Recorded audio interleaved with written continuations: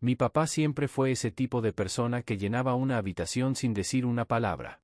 Su presencia era fuerte, pero tranquila. Podía estar sentado en silencio leyendo el periódico mientras mi mamá cocinaba, y aún así sentir que todo estaba en orden. Tenía una manera particular de verme cuando hablaba, como si realmente me escuchara, como si lo que decía fuera lo más importante del mundo. Supongo que por eso su desaparición dolió tanto, y por eso el engaño fue aún peor. Tenía 9 años la última vez que lo vi. Era una mañana fría de octubre. Estaba apurado, como siempre, con la corbata torcida y una taza de café en la mano. Me revolvió el cabello, me dijo hoy será un buen día, y salió. No sabíamos que sería la última vez que lo veríamos. Al menos, eso creímos.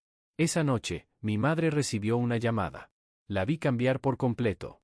Su rostro pasó del cansancio habitual al pánico absoluto. Dejó caer el teléfono. Cayó de rodillas en el suelo. Lloraba y gritaba, y yo no entendía nada. Solo recuerdo la frase que repitió una y otra vez, no puede ser él. Dijeron que había tenido un accidente automovilístico en una carretera de montaña, en otro estado. Que su auto se había incendiado. Que no habían podido recuperar el cuerpo, pero que todo apuntaba a que había sido él. Las placas coincidían. Su agenda coincidía. Su reloj fue encontrado cerca del lugar. El funeral fue rápido. Cerrado. Sin cuerpo. Sin respuestas. La familia entera en shock. Mi abuela lloraba en silencio. Mi madre parecía una sombra.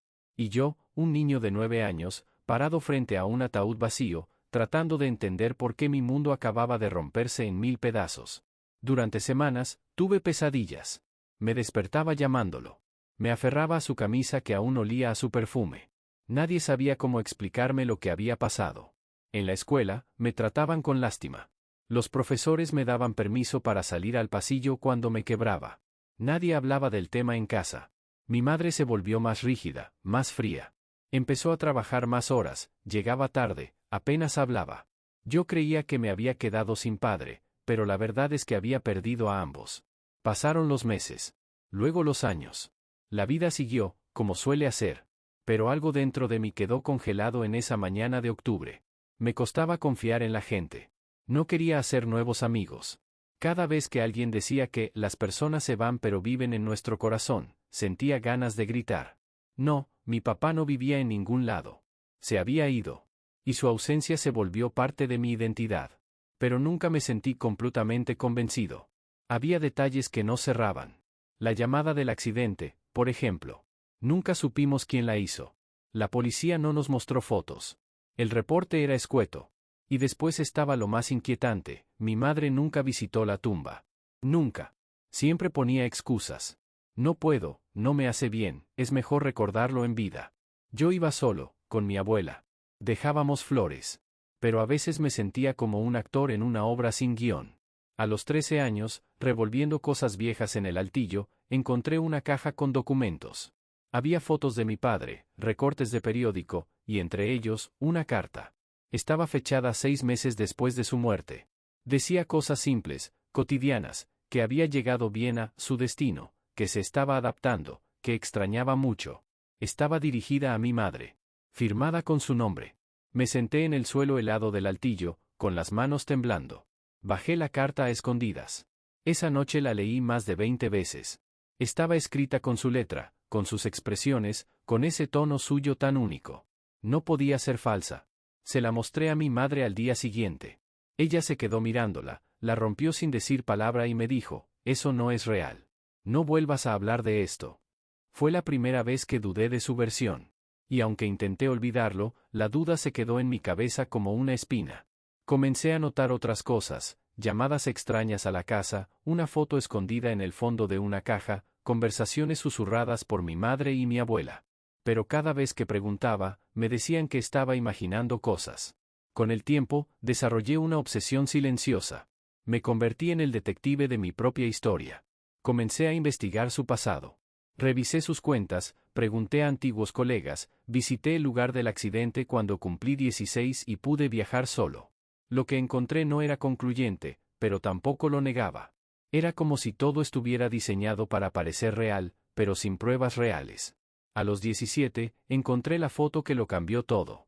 Estaba ayudando a mi abuela a ordenar su ropero cuando cayó una caja. La abrí y vi decenas de fotos viejas. Y en medio de ellas, una que no tenía lógica, mi padre, con el cabello más largo, una barba que nunca tuvo, caminando por una calle que no reconocí. La fecha estaba impresa, 2013. 4 años después de su muerte. La llevé conmigo. No le dije nada a mi abuela. Esa noche no dormí. No era posible. Y sin embargo, ahí estaba. Su cara. Su forma de caminar. La misma chaqueta azul que yo le regalé para su cumpleaños. ¿Era un montaje? ¿Una foto vieja mal impresa? ¿Un error? No lo sabía. Pero mi intuición me gritaba otra cosa, estaba vivo. Cuando confronté a mi madre, no lo negó. Se quedó en silencio por unos segundos, me quitó la foto de las manos y la rompió. Me abrazó con fuerza, como si intentara evitar que algo escapara de mí. Tienes que dejar esto ir, dijo con voz temblorosa. Por tu bien. Pero ya era demasiado tarde. No podía dejarlo ir. Algo dentro de mí se había activado. Una mezcla de rabia, dolor y necesidad de entender. ¿Por qué? ¿Por qué mentirnos? ¿Por qué fingir su muerte? ¿Por qué hacerle eso a su propio hijo? Los años siguientes los viví con esa carga.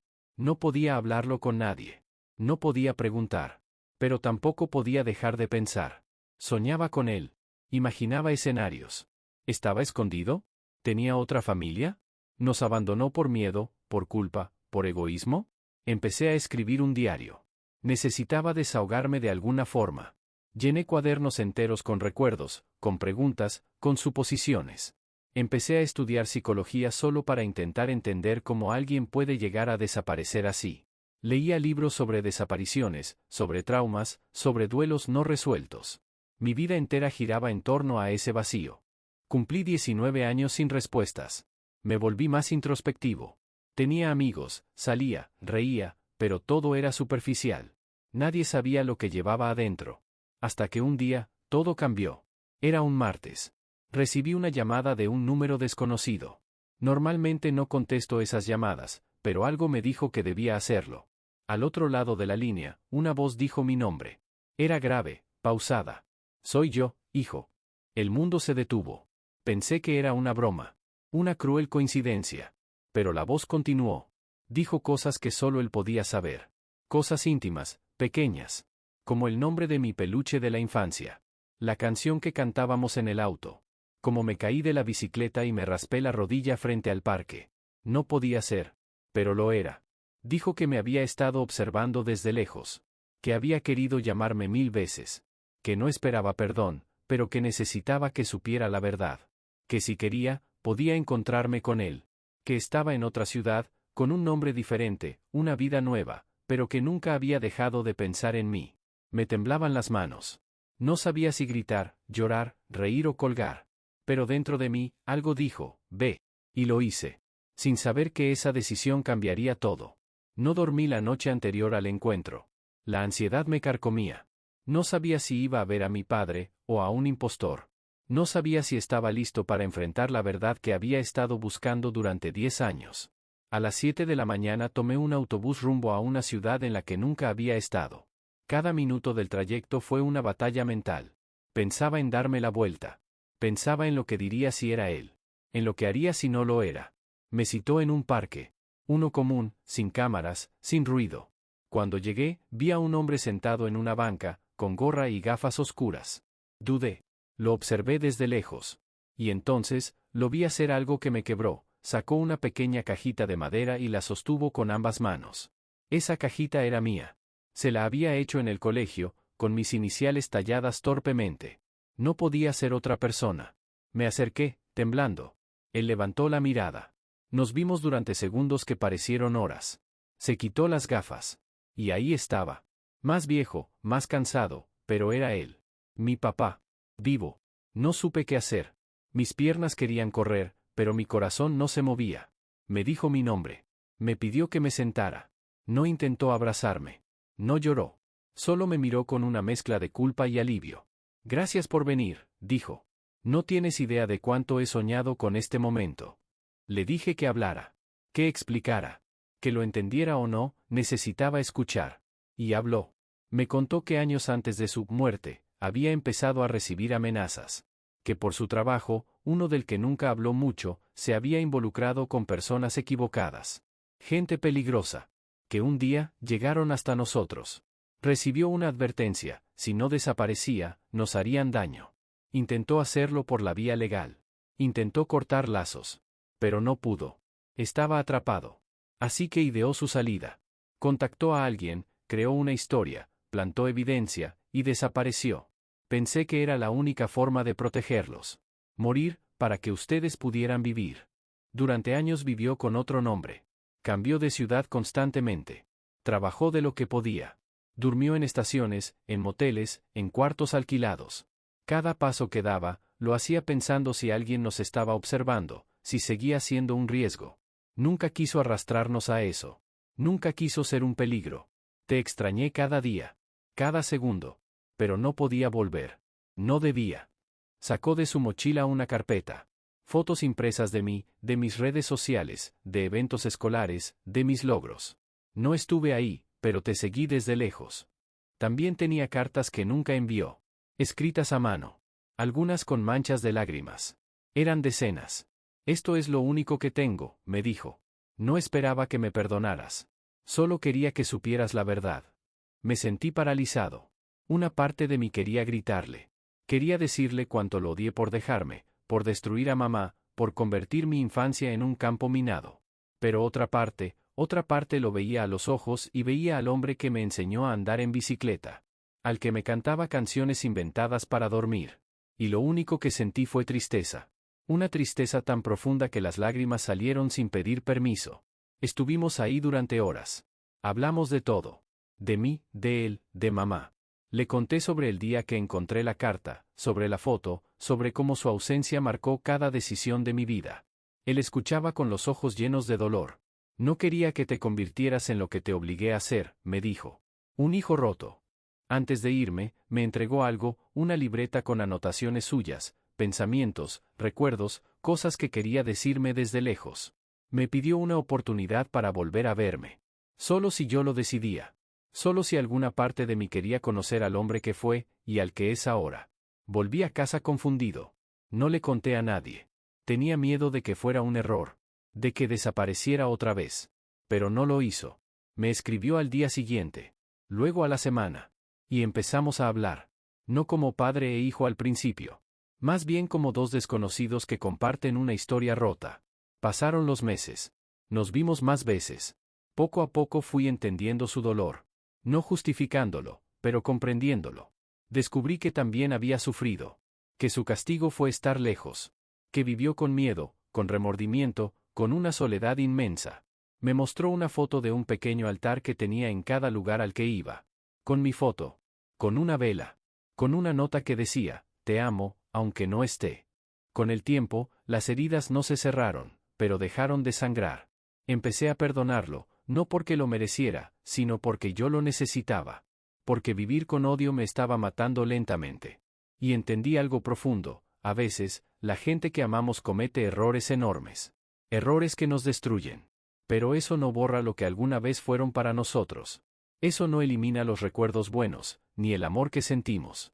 El perdón no es absolución. Es liberación. Mi madre nunca supo. Quizá lo sospechó. Pero yo decidí guardarlo. Porque ella también sufrió. Porque no quería reabrir heridas que finalmente habían empezado a cerrar. Hoy, sigo viendo a mi padre de vez en cuando. Tomamos café, caminamos, hablamos. No es perfecto. A veces me duele mirarlo. A veces me dan ganas de preguntarle: ¿por qué no volviste antes? Pero luego pienso en todo lo que hemos recuperado. Y agradezco. Hay familias que se rompen por orgullo, por distancia, por miedo. La mía se rompió por silencio. Pero también se reconstruyó, en parte, por palabras. Por verdades difíciles. Por perdón. Y si tú estás viendo esto, y también cargas con una ausencia, una mentira, un dolor profundo, quiero decirte algo: no estás solo. La verdad, por dura que sea, siempre tiene el poder de liberarnos. A veces no como esperamos. A veces no cuando queremos. Pero llega. Y cuando llega, transforma. A veces me despierto y todavía me pregunto si todo fue un sueño. Si realmente volví a encontrarme con él. Si aquella banca en el parque, aquella mirada cargada de culpa, aquellas cartas escritas a mano, si todo fue real. Pero entonces abro el cajón y veo la libreta que me dio, llena de anotaciones, recuerdos, pedazos de su alma que fue guardando para mí. Y sé que sí, que fue real. Dolorosamente real. Han pasado 2 años desde que lo vi por primera vez. Nuestra relación sigue siendo frágil, como una cuerda delgada que se tensa con cada conversación, con cada recuerdo no dicho. Pero está ahí. Presente. Viva. Y eso es más de lo que pensé que tendría algún día. Hay días en que lo odio. No voy a mentir. Días en que recuerdo todo lo que me quitó, mis cumpleaños, mis graduaciones, mis crisis, mis triunfos.